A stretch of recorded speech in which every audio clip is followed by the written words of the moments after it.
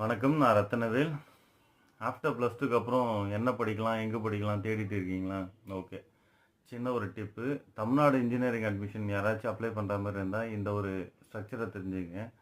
First என்னென்ன type of engineering colleges தமிழ்நாட்டில் இருக்குன்னு தெரிஞ்சுங்க. ஸோ ஃபஸ்ட்டு வந்து அண்ணா யூனிவர்சிட்டி கேம்பஸ், அதுலேயே 5 காலேஜஸ் இருக்குது. அதுக்கப்புறம் கான்ஸ்டியூன் காலேஜஸ், அது ஒரு 16 காலேஜஸ் இருக்குது.